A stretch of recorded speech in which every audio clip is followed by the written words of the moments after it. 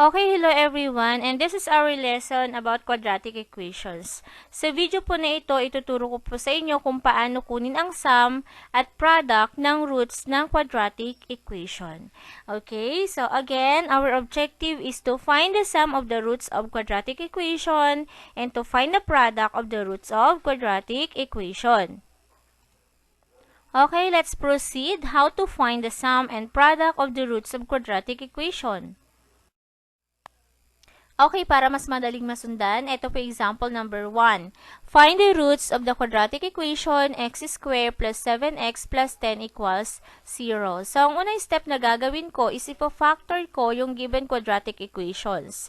Okay, so the factor is x plus 2 times x plus 5. Okay, so pwede nyo pong gamitin yung iba't ibang paraan or iba't ibang ways kung paano mag-factor ng quadratic equation like completing the square quadratic formula. Okay? So, this time, the factor of the quadratic equation x squared plus 7x plus 10 is the quantity of x plus 2 times the quantity of x plus 5 equal to 0. And then, the next step is to solve for x. Okay? To solve for x, so, I will going to equate x plus 2 equals 0. So, i-equate ko yung x plus 2 sa 0. And then, x plus 5 equal to 0. So, bali dalawang roots ang makukuha natin. Dalawang value ng x ang makukuha natin. Okay? So, first is x plus 2 equal to 0. Okay? To solve for x, ang gagawin ko is the addition property of equality. Okay? Mag-a-add ako ng negative 2 sa left side at mag-a-add din ako ng negative 2 sa right side. Okay? Para makancel yung 2 at maiwan yung variable na x sa my left side. Okay? So, 2 minus 2 is 0 and 0 minus 2 is negative 2. Therefore, we have x equals to negative 2. So, ang first root natin is negative 2. Or the first value of x is negative 2. Okay, next, let's have x plus 5 equal to 0. Solve for x. Okay, so para ma-solve ko yung x, mag-add ako ng negative 5 both left and right side. Okay, para mawala yung positive 5 at maiwan lang yung variable na x. And then, 5 minus 5 is 0. 0 minus 5 equals negative 5. Therefore, the value of x equals negative 5. This is the second value of x. Pangalawang value ng x. Or, ito yung pangalawang root ng quadratic equation. Okay, so ang roots nung equation natin, nung quadratic equation natin, are x equals negative 2 and x equals negative 5. Okay? So, yung negative 2, yun yung first root. Negative 5, yun yung second root. Or, ito yung first value ng x, and then negative 5 yung second value ng x. Or, we have x sub 1 equals negative 2, or the first value of x is negative 2, and x sub 2 equals negative 5, or the second value of x is negative 5. Okay, now to find the sum, ang gagawin natin is i-add natin yung dalawang roots. Okay, yung x sub 1 at saka yung x sub 2.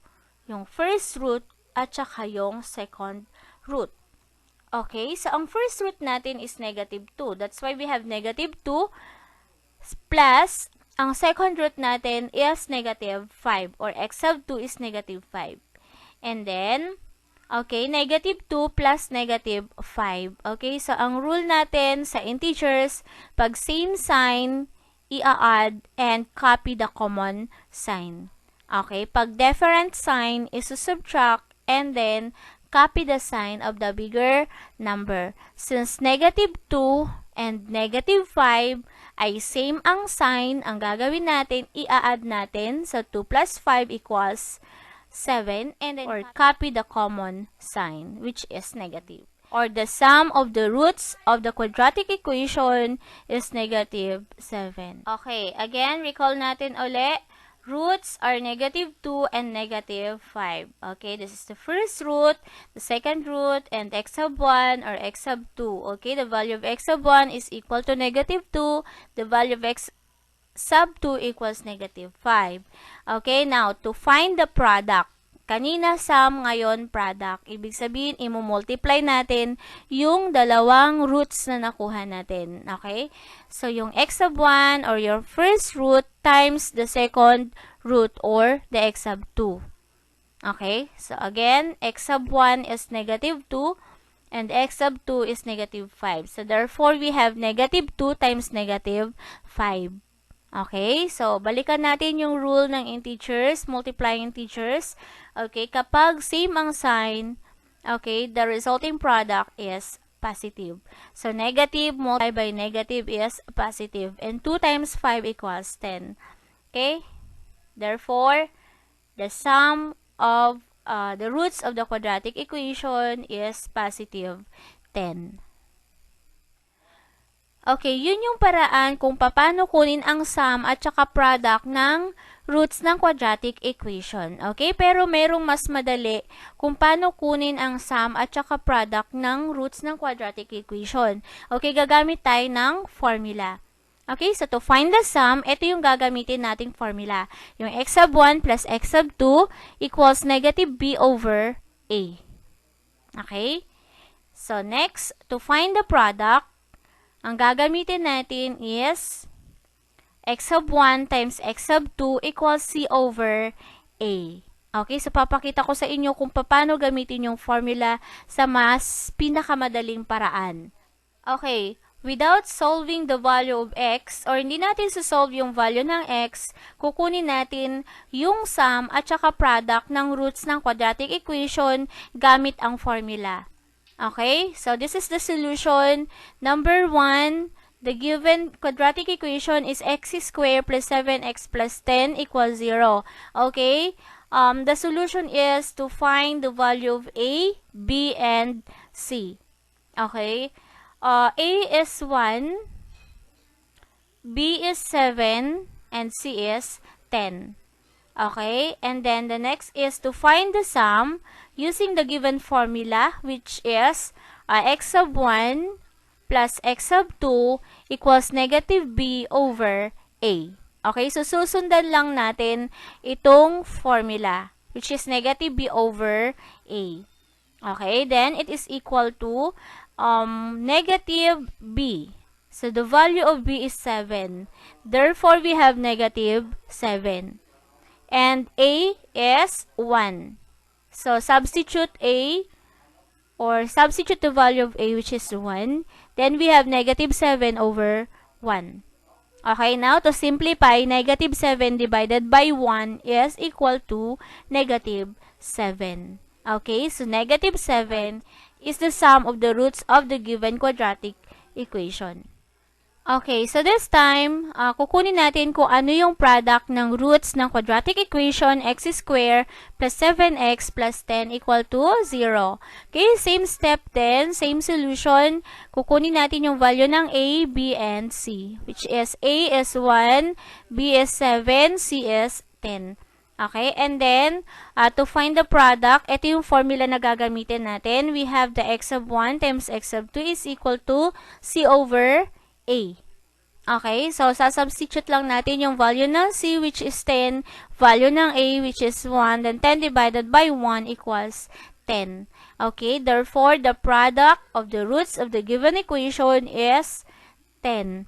Okay, so kung re-recall natin yung nauna nating solution, which is, kinuha muna natin, or finactor muna natin yung given equation na x squared plus 7x plus 10, then, kinuha yung roots, and then sinum, at saka find yung product, which is pareho lang din kapag gagamitan natin siya ng formula.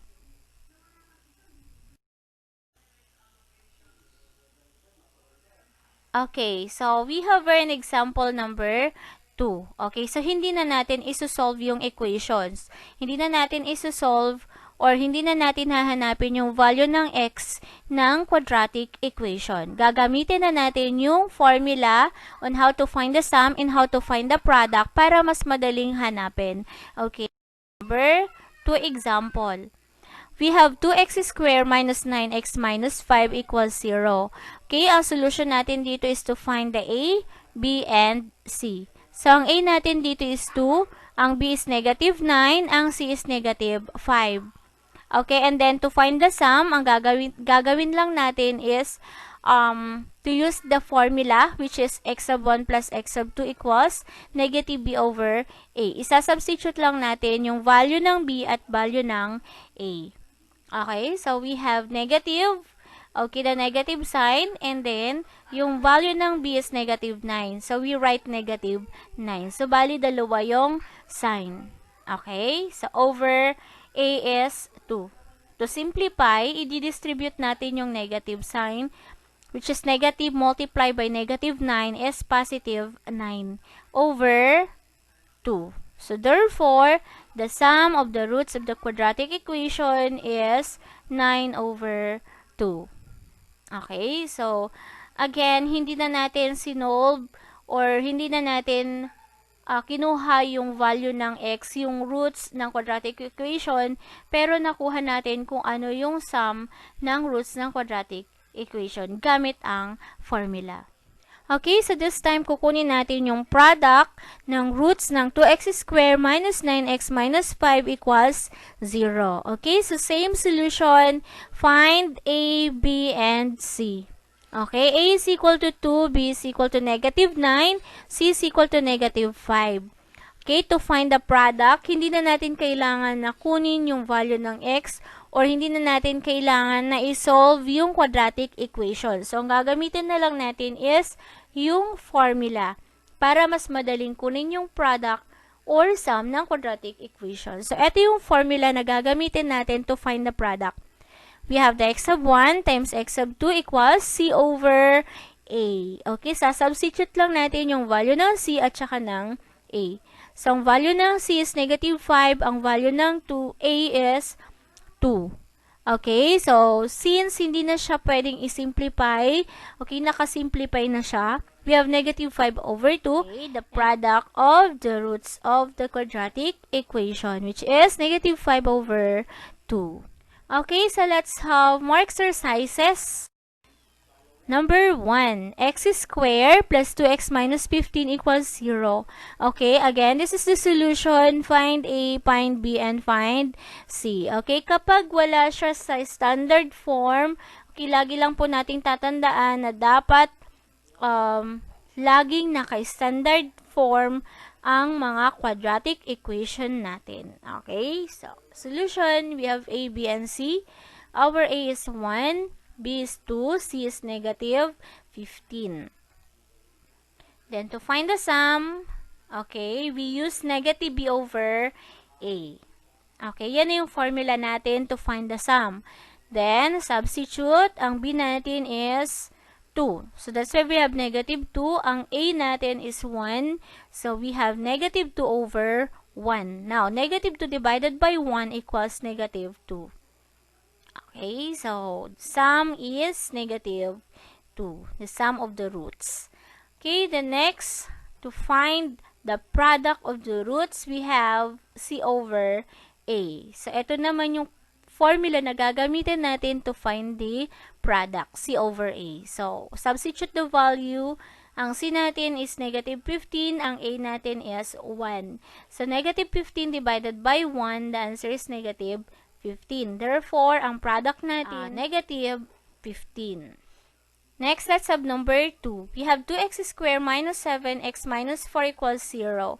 Okay, same step. Find A, B, and C. A is 2, B is negative 7, C is negative 4. And then, to find the sum, use the formula negative B over A, and then substitute the value negative. Okay, negative times the value of B is negative 7. Kaya dalawa yung sign. Okay, ang A natin is 2. To simplify, i-distribute natin yung negative sign. Negative times negative 7 is positive 7. over 2. Since nakasimplified na siya, okay, that is the sum of the roots of the given quadratic equation. Okay, next, to find the product. Okay, para makuha natin yung product, ito yung formula na gagamitin natin. We have C over A. Substitute, ang value ng C is negative 4, ang value ng A ay 2. Okay, so negative 4 divided by 2, the answer is negative 2. Therefore, ang product ng roots ng quadratic equation is negative 2. Okay, next, number 3. So, number 3, 4x squared plus 14x plus 12 equals 0. Again, same step, find A, B, C. A is 4, B is 14, C is 12. Okay, and then, to find the sum, ang formula na gagamitin natin ay negative B over A. Okay, substitute, B natin is negative 14 over, A natin is 4. Okay, so since meron siyang greatest common factor, ang gagawin natin is i-divide natin sa common factor, which is divide both side by 2. Okay, so divide both side by 2. So 2 divided by 2. And then, negative 14 divided by 2 is negative 7. Then 4 divided by 2 is 2. Therefore, the sum of the roots is negative 7 over 2. Okay, next, to find the sum or to find the product, gagamitin natin formula is C over A. Then, it is equal to, value ng C is 12, ang value ng A is 4. So, 12 divided by 4 equals 3. Again, the product of the given or the product of the roots of the given quadratic equation is 3. Okay, next, number 4. We have 3x squared plus 5x minus 12 equals 0. Okay, find A, B, C. A is 3, B is 5, C is negative 12. Then, to find the sum, ang formula is negative B over A. Substitute natin, we have negative B over 3. Okay, negative 5 over 3. Since nakasimplify na yan, the sum of the roots is negative 5 over 3. Okay, next, to find the sum or to find the product, okay, ang formula na gagamitin is C over A. Okay, then substitute, we have negative 12 over 3. Negative 12 divided by 3, the answer is negative 4. Therefore, ang product ng roots ng given equation is negative 4. Okay, number 5 example, we have 6x squared minus 2x minus 4 equals 0. Okay, same step, find A, find B, and find C. A is 6, B is negative 2, C is negative 4. Okay, and then to find the sum, use the formula negative B over A. Then substitute, we have negative times negative 2 over 6. Okay, so simplify, negative times negative 2 is positive 2 over 6. And then, since meron silang greatest common factor, which is 2, didivide natin siya both numerator and denominator by 2. So, 2 divided by 2 is 1. And 6 divided by 2 is 3.